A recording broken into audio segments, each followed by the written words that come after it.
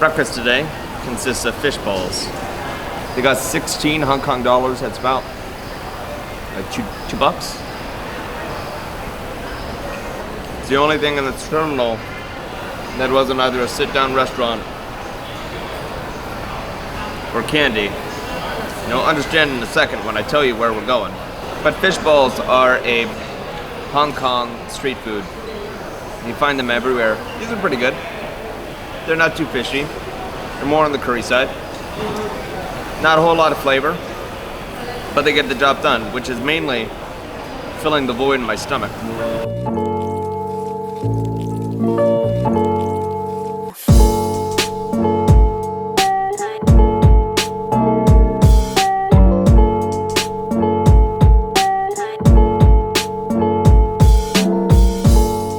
Fact: the associations that you have with place are rarely the whole story. They are sometimes pretty close. What comes to mind when I say Macau? Casinos? Casinos. Macau is the gambling epicenter of the world, by far blowing Las Vegas, Monte Carlo, any other city out of the water. Wealthy Chinese and rich tourists alike daily flood the city to spend thousands on baccarat tables. It's also only one of 2 UNESCO World Heritage Sites in all of China.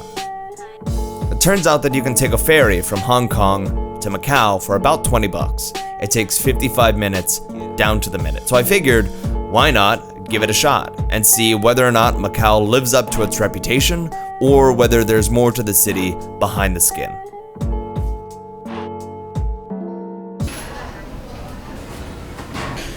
Here we are in Macau. I've stopped into a small diner to grab a Macanese lunch specialty, which is a pork cut on a roll, pork roll, and coffee to pick myself up before exploring the historical center of Macau. Very excited. It's been casino after casino after casino so far, which is not unexpected.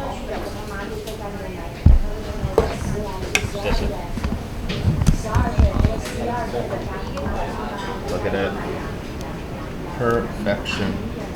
This could not be simpler. It is pork that is deep fried, slightly breaded on a roll. And I gotta say, I really have a place in my heart for simple foods. No muss, no fuss. Just simple foods. The quintessential sandwich, the quintessential working man's meal.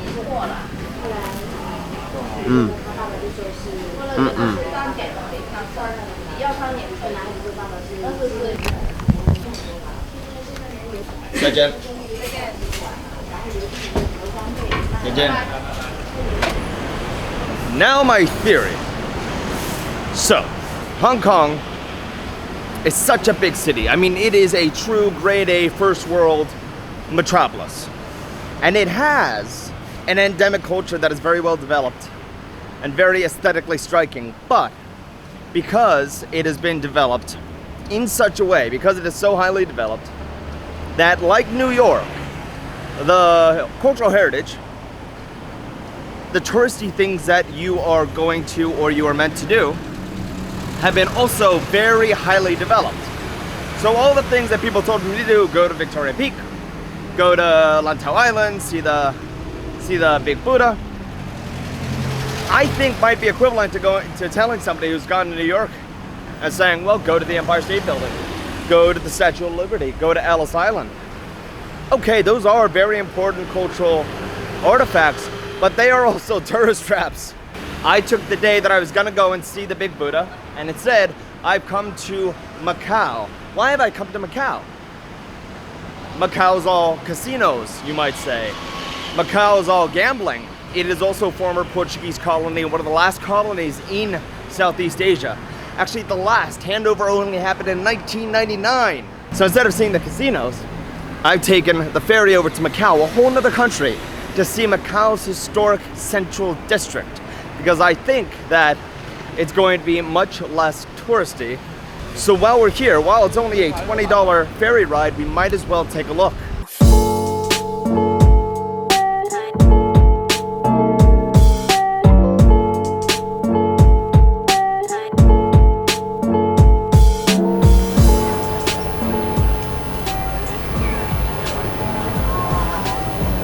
All right, after much walking and gnashing of teeth and going between financial buildings and casinos, we have made it. This is the historical center. This is Sandalo Square. It was the historical center of the world for Macau. All the buildings around here date back to Portuguese rule, and they're all built in the European style, the colonial style.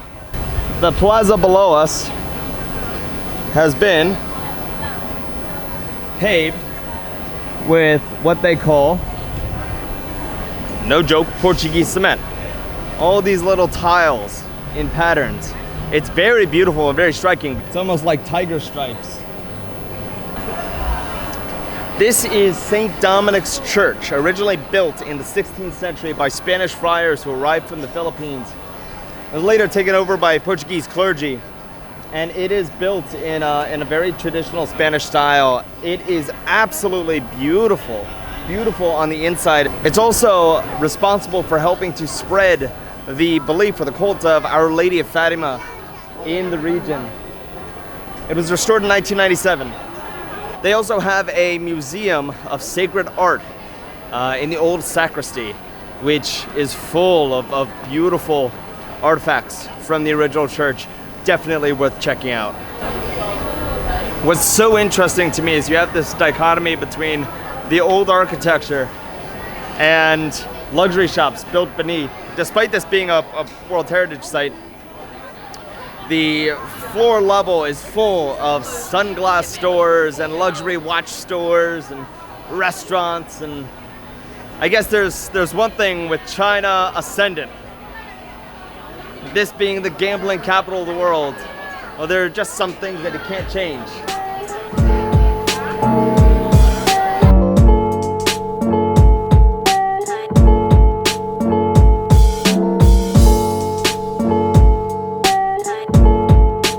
The pastelerias lining this street are former bakeries. Well, I guess they're still bakeries, but their function has changed, and now their primary function is selling souvenirs to tourists. Souvenir pastries in a tin, and souvenir cured meat, souvenir jerky.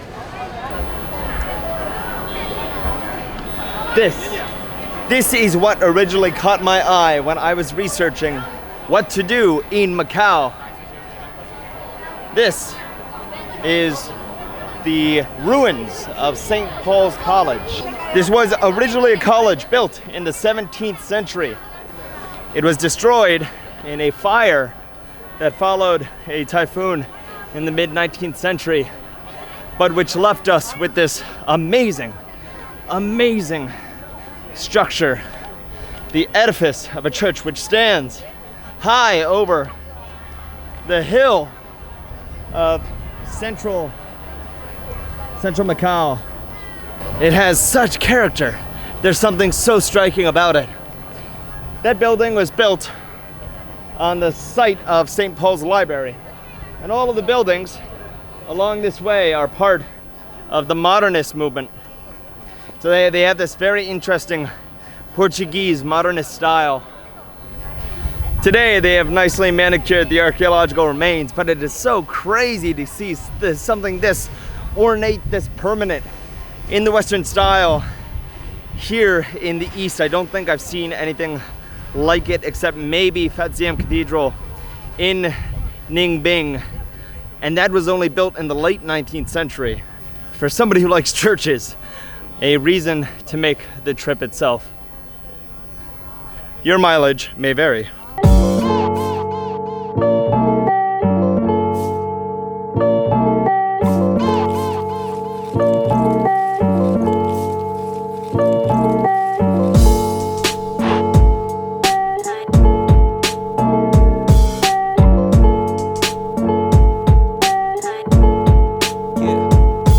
This is the Fort Monte, the fort on the hill.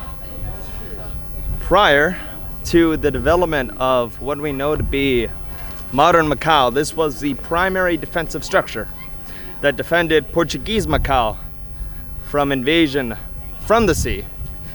It played an instrumental role in preventing the Dutch from taking over the colony, and it was only demilitarized in 1977 Very active, almost 3-century long history that allowed Macau to become what Macau has become, i.e. the Grand Lisboa. They've turned it into a very nice museum that only costs 15 Hong Kong dollars, which is about $2. And it takes you through the history of Macau from Neolithic archaeological discovery all the way up through the introduction of the Portuguese and the Portuguese cross-pollination and cross-contamination with Qing Dynasty China. Very, very, very interesting history.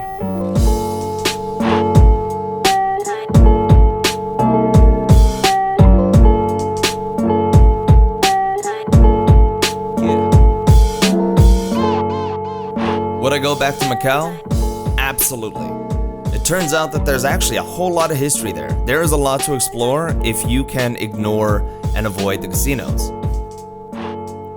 Would I stay more than one day? I don't know. It's a pretty long day trip, but I do think that if you're the type of history buff that really enjoys the type of history that you're going to find there, the type of colonial history, then there is more than one day's worth of exploration to do. That being said, it's totally doable as a day trip, and I would totally do it again. Thank you for watching. If you want to follow my continuing adventures in Hong Kong, in Southeast Asia, if you want to see what life is like in Vietnam, consider following me on Twitter and Instagram. I post new content at least once a day. And otherwise, consider subscribing to the channel so you never miss another video, because life is too short not to see what's going on the other side of the planet.